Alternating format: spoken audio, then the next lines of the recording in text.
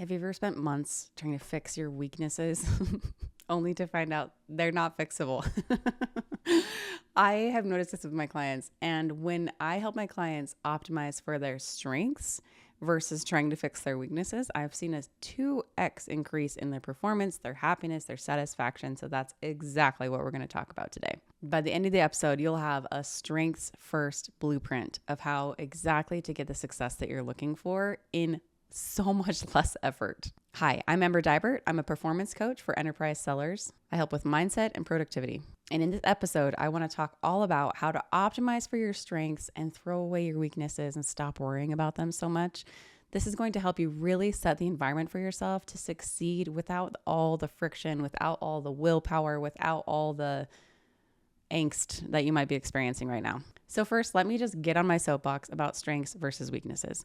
For probably the first 5 years of my career, I focused on my weaknesses. I knew the things that I wasn't good at, and I focused all my effort on trying to be better at those things.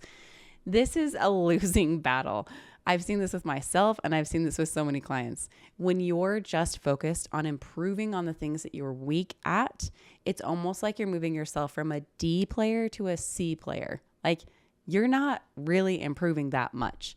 Versus when you optimize for your strengths, when you start to uncover what you're naturally good at, where you naturally thrive, what naturally gives you energy, you accept yourself for who you are and you lean into those things. It's like moving yourself from a B player to an A player. You get so much more bang for your buck. And if there's nothing else that you hear from this episode today, I really, really hope that you hear this. Working on your weaknesses and trying to improve them just doesn't get you as much momentum as optimizing for your strengths. And this is really hard because for so many of us, our strengths just come naturally. It's really easy for us. We don't have to pay that much attention to our strengths, but our weaknesses are like blatantly obvious. We can see all the ways that other people outperform us because their strengths are our weaknesses, and we compare ourselves to other people. And so we think this is a really big problem that I have these weaknesses. I have to get better at these things.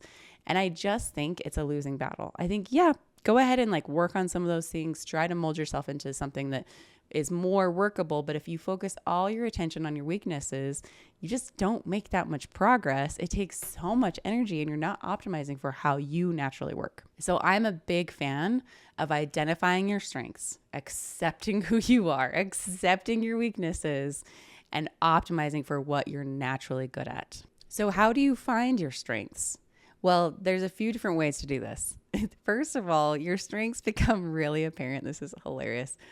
They become really apparent when you try to teach somebody to do something that you're really good at. There's so many things that we're just naturally good at. They come super easily to us. We don't even see them as strengths because we just assume that everybody can do it. And it's not until you try to teach somebody else to do what you naturally do that you're like, oh, you're really bad at that. It doesn't come naturally to everybody. That's when you can start to see the things that you are naturally strong at. So that's one way to identify your strengths. My favorite tool for this is called the StandOut assessment. So as many of you have taken the StrengthsFinder assessment that tells you your top 5 strengths, the StandOut assessment is like the next iteration of that assessment. And it tells you all of your strengths. They've kind of bunched a bunch together because there was some duplication in the original 30. And so they've combined some together. It tells you the whole ranking of your top strengths. What's really nice about the StandOut assessment is that it tells you how your strengths apply in the workplace and the greatest value that you add to the team. I really liked the StrengthsFinder assessment, but I really like the StandOut more because it makes it more applicable. You now know what your strengths are and how they apply to your team. And it gives you some different ideas of how to situate yourself, how to excel in different roles, what your strengths are in those particular roles based on your strengths. So I highly recommend going and taking the StandOut assessment, and that will give you a really good idea of what your strengths are. So let's talk about how do you accept yourself, release your weaknesses, and optimize for your strengths. This is the hardest part because we're always comparing ourselves, and we're always comparing our worst to someone else's best. And so we see that this is a problem with us, and we're looking at, why am I not as successful as I want to be? How come I can't keep up with my peers? How come they're doing so much better than I am? And we see the things that they're strong at that we're weak at, and we assume that means we have to fix those things. In some instances, yes, there's going to be things that you're not good at that you just have to figure out how to get yourself to do. There are going to be things that some way or another you're going to have to update your CRM. But that doesn't mean that you should try to build your entire career off of things that you're not good at. When I think about optimizing for your strengths, I think about first identifying those things that come so easily to you. Some of my clients who are in enterprise and strategic sales, they are so naturally good at running the team. They work really well in a team environment, and it's kind of a team selling environment. They have supporting people around them, and they're the quarterback, and they run the entire team, and they're so good at that. Others of my sellers are so good at building the relationships. They build so much trust with their buyers, and they really are phenomenal at building those relationships, building the trust, seeing those people, and helping them out. Others of my clients are really great at the process.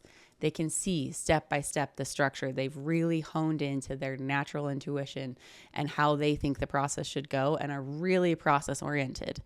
There are so many different types of sellers. It's really helpful to identify what kind of a seller you are so that you can optimize for that in your selling cycle. And once you know your strengths, you can have a better idea of what type of sale you should be in.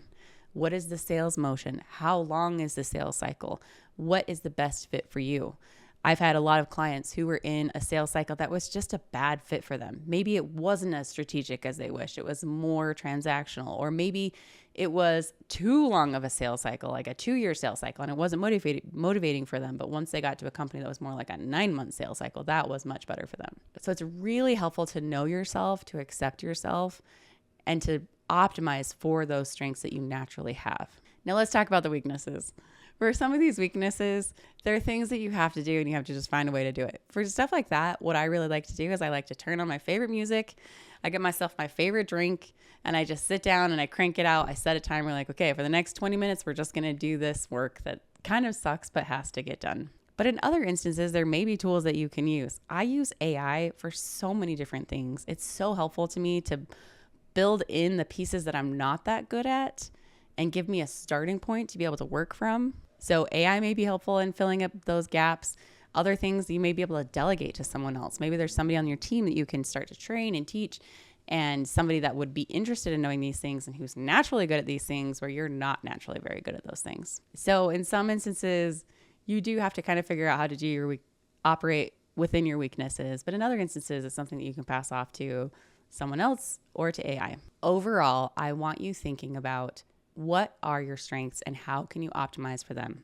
How can you put yourself in an environment where those things are what are naturally needed by you and have less reliance on your weaknesses? Okay, I hope this was really helpful. I hope you gained some insights.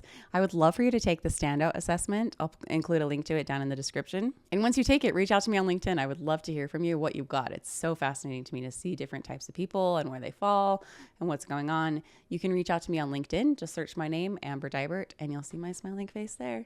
Can't wait to see you next week.